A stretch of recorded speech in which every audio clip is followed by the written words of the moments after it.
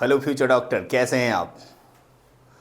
तो आज हम आपके सामने एक बहुत इम्पॉर्टेंट बात लेकर के आए। ये इम्पॉर्टेंट बात है, आपको पता है, सब लोगों ने जी भर के पढ़ा है, जी भर के टेस्ट पेपर दिया है, लेकिन लास्ट मोमेंट को संभालना, जो सीख गया वो जीत गया। तो इस लास्ट मोमेंट को कैसे संभालते हैं, बस थोड़ा सा समय लेंगे आपका, और इसी समय में हम आपको चीज़ें बताते हैं। द मास्टर स्ट्रोक, कैसे अपने समय को, जो 3 घंटे का समय होता है, क्या आप उसको 3.5 घंटे बना सकते हो। हाँ, स्मार्टनेस से आप बना सकते हो। कैसे, उस पर हम बात करेंगे। क्या अपने किसी क्वेश्चन को गलत होने से बचा सकते हो? बिल्कुल बचा सकते हो। क्या उस टाइम पर जो नर्वसनेस आती है पेपर देते समय, क्या उस नर्वसनेस से आप अपने आप को बचा सकते हो? मैंने कहा बचा भी सकते हो, और उस नर्वसनेस को हरा भी सकते हो।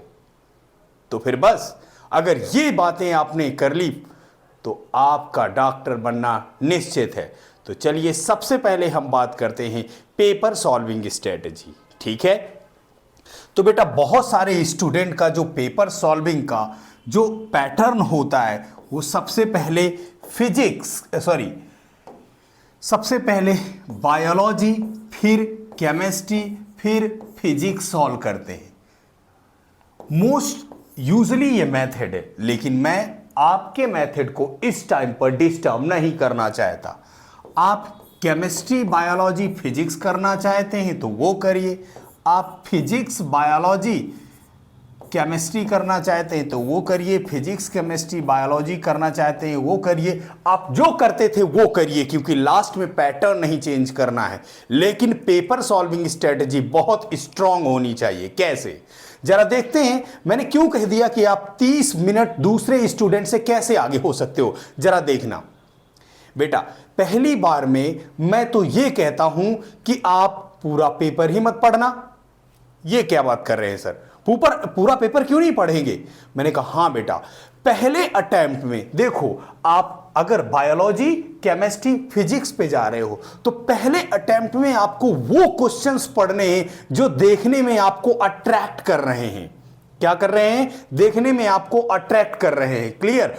उस किसी लेंथी क्वेश्चन को नहीं पढ़ना, जिसकी लेंथ बड़ी लिखी है उसको नहीं पढ़ना। देख करके समझ में आ जाता है ऑप्शन की ये क्वेश्चन आपको एकदम से आता है या थोड़ा सा कंफ्यूजन है, उस क्वेश्चन को नहीं पढ़ना। आपको ऐसे क्वेश्चन छोड़ते चले जाना है बिना किसी झिझक के।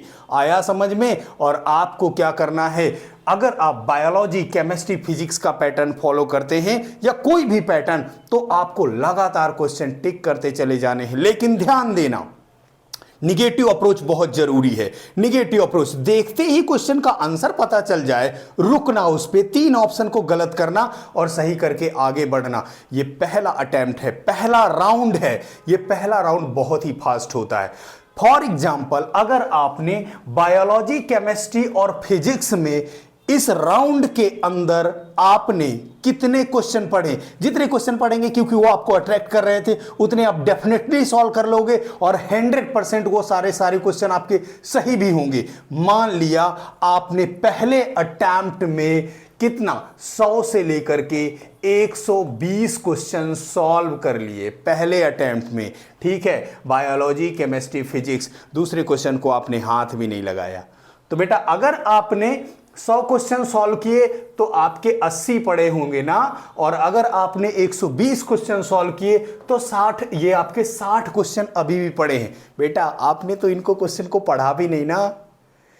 बताओ, कोई आप मुझे कमेंट करके बताओ कि 80 क्वेश्चंस को पढ़ने में कितना समय लगेगा, 60 क्वेश्चन को पढ़ने में कितना समय लगेगा, जिसको देख करके आपने लेंदी समझ करके छोड़ा है। बेटा, कम से कम आधे घंटे, यही टाइम आपका सेव हो गया, क्योंकि दूसरे बच्चे ने इन क्वेश्चंस को पढ़ा था, वो क्वेश्चन उसको आया नहीं था, वो आगे निकल गया था। आया समझ में? दिमाग में एक प्रेशर भी बिल्टअप हो गया था उसके। लेकिन आपका क्या होगा, आपने 1 घंटे 10 मिनट 15 मिनट के अंदर इसको क्या कर दिया, सॉल्व कर दिया। फिर क्या किया, आप सेकेंड राउंड पर जाएंगे। सेकेंड राउंड पर जो क्वेश्चन आपने पढ़े नहीं थे, अब आप उस क्वेश्चंस को पढ़ेंगे, सारे अभी भी पढ़ने, जल्दी से पढ़ेंगे, जो क्वेश्चन आपको आएगा उसको सॉल्व करते चले जाएंगे, ठीक है।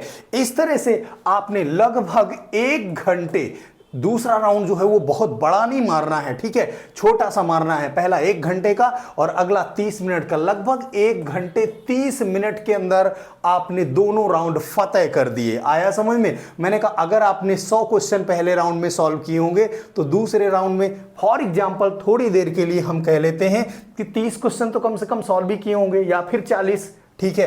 तो 30 से 40 क्वेश्चन अगर जोड़ ले, 120 में अगर जोड़ ले तो 150 बन जाता है, और इसमें अगर हम जोड़ लें 30 तो 130 बन जाता है, ठीक है। तो फॉर एग्जांपल मैं कम वाला लेकर के चल रहा हूं, तो आपने 130 क्वेश्चन सॉल्व कर लिए हैं। कितना? 130 क्वेश्चन सॉल्व कर लिए हैं। आपका हुआ है 1 घंटे 30 मिनट। OMR फिलिंग यहीं पर करनी है। कैसे करनी है? आपको डायरेक्ट पूरा सर्किल नहीं भरना बेटा, डायरेक्ट पूरा सर्किल नहीं भरना है, नहीं, गलत। पहले आपको डॉट लगाने हैं, ऐसे डॉट लगाने हैं, ठीक है, ध्यान से डॉट लगाने हैं, क्योंकि अगर डॉट कहीं ना कहीं कोई मिस्टेक होती तो आप इसको करेक्ट कर सकते हो, ठीक है। अगर ये हो गया ऐसा तो आप इसको करेक्ट नहीं कर सकते हो। इस पर क्या करना है, आपको इस टाइम पर अपनी OMR को फिल कर लेना है जितने क्वेश्चन किए हैं। तो मान लिया आपने इस टाइम पर, किसी बच्चे ने 130 किए होंगे, किसी ने 140 किए होंगे, किसी ने 150 किए होंगे इस टाइम पर, ठीक है। तो मैं फॉर एग्जांपल लोएस्ट वाला लेके चल रहा हूं। आपने 130 क्वेश्चन कर लिए, आपने देखा कि अभी हमारे पास जो 1 घंटे 45 मिनट हो चुका है, मतलब आपके पास 1 घंटे 15 मिनट अभी भी शेष है। 1 घंटे 15 मिनट अभी भी शेष है। और आपको पता है कि ये जो मैंने 130 क्वेश्चन किए हैं ना, तो इससे बताओ बेटा 4 का मल्टीप्लाई करो, कितने मार्क्स आ गए? 520 मार्क्स। मिनिमम वाला लेके चल रहा हूं, ठीक है। बताओ कॉन्फिडेंस आएगा कि नहीं आएगा? यही समय होता है जीत का, यही समय होता है हार का। आया समझ में? तो पता है जो स्टूडेंट इस समय कॉन्फिडेंस गेन कर लेता है, उसके अब दिमाग से, उसके ब्रेन से, आया समझ में, कुछ ऐसे हार्मोन नहीं निकलेंगे। आपको पता है ना, दिमाग स्टिमुलेट करता है एड्रिनल ग्लैंड को, और वहां से निकलते हैं एड्रिनल मेडुला से adrenaline, noradrenaline, epinephrine, norepinephrine, stress hormone निकल जाते हैं। आया समझ में? हमारे स्ट्रेस लेवल को बढ़ा देते हैं। लेकिन ये स्ट्रेस हार्मोन आपके हो जाएंगे कम, क्योंकि आपने तो कॉन्फिडेंस गेन कर लिया है। बस अब आपका दिमाग क्या हो जाएगा? सुपर एक्टिव, सुपर एक्टिव हो जाएगा। इस टाइम पर जो क्वेश्चन आपको समझ में भी नहीं आए थे वो अब समझ आने लगेंगे, क्योंकि आपको पता चलेगा ये लो मैंने 520 की कहानी तो पूरी कर ली, अभी मेरे पास 1 घंटे से भी ज्यादा समय शेष है, मेरे पास 1 घंटे से भी ज्यादा समय शेष है। और इस समय में अब तो क्या, आप पेपर को चुन चुन करके मारेंगे। आया समझ में? आप पेपर के जितने भी क्वेश्चंस हैं उनको चुन चुन करके मारेंगे और आप इस नीट की फतेह को ब्रेक करके आ जाएंगे। लेकिन दूसरा बच्चा जिसने सारे क्वेश्चंस पढ़े तो शुरुआत में आधे घंटे वो आपसे पीछे हो गया, आया समझ में? उसके दिमाग में वो प्रेशर भी बिल्डअप हो गया है कि लो मैंने सारे पढ़ लिए, इतने क्वेश्चन कर पाया, इतने नहीं कर पाया, पता नहीं सिलेक्शन होगा कि नहीं होगा। लेकिन आपका कॉन्फिडेंस ये है कि मैंने उन क्वेश्चन को समय ही नहीं दिया, अब तो मेरे पास समय है, अगर मैं समय दूंगा तो इनको फोड़ के रख दूंगा। बस यही होती है जीत, यही पर होती है हार, आपकी होनी है जीत। आया समझ में? तो बस कुछ नहीं करना, अपने OMR फिलिंग पैटर्न को आप ऑब्वियसली फॉलो करते रहे होंगे, ठीक है। डॉट, फिर इसके बाद कंप्लीट सर्किल, इसको करना है। क्वेश्चंस के कम से कम, क्वेश्चन पेपर के 3 राउंड लगाने हैं। आपको पता चलेगा जब समय 3 घंटे पूरा होगा, उस समय से पहले ही आप अपने पेपर को कंप्लीट करके आप क्या कर रहे होंगे? बैठे होंगे आराम से। फिर इसके बाद जब आपको लगे मेरा पेपर पूरा हो गया है, तो OMR सीट को चेक करना, क्वेश्चन पेपर नहीं, OMR सीट को चेक करना। कोई ऐसा क्वेश्चन तो नहीं है जिसमें बबल खाली पड़ा है। आया समझ में? अगर 1-2 क्वेश्चन ऐसा पड़ा हो तो फटाक से उस क्वेश्चन पर जाना, ठीक है। पेपर पलट के क्वेश्चन नहीं ढूंढा जाता, बाद में जब बहुत सारे क्वेश्चन सॉल्व हो चुके हैं तो OMR पर जाओ, देखो कौन सा गोला खाली है, उसी क्वेश्चन पर फटाफट जाओ और अपने क्वेश्चन को सॉल्व करो, ठीक है। तो बेटा मेरी यही कामनाएं हैं, यही उम्मीद है कि इस वीडियो को देखने वाला हर बच्चा नीट 2025 में अपनी सीट को पक्की करे, ठीक है।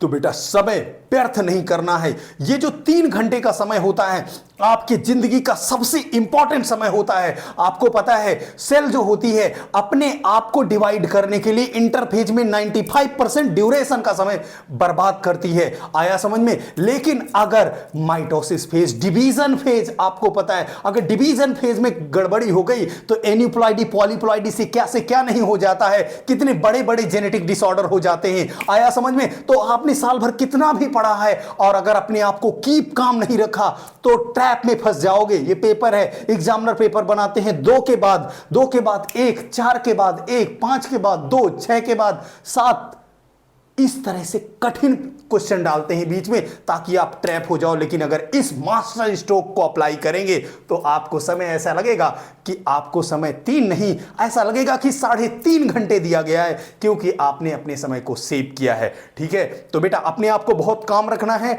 बहुत ही एकदम शांत रखना है, क्योंकि आप अब इस टाइम पर भगवान के बाद दूसरा स्थान लेने जा रहे हो, जिसको कहते हैं डॉक्टर। भगवान का दूसरा रूप होता है ना, किसी से उलझना नहीं है।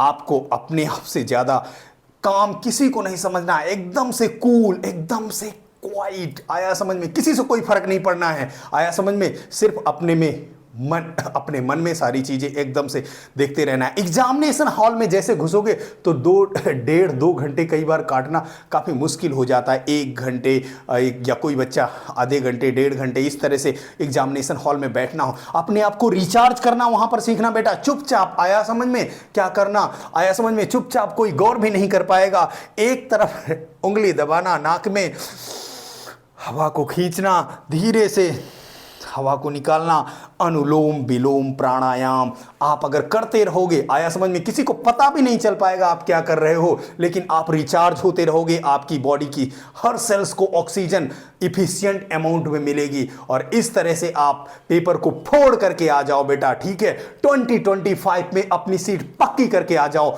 Wish you all the best future doctor.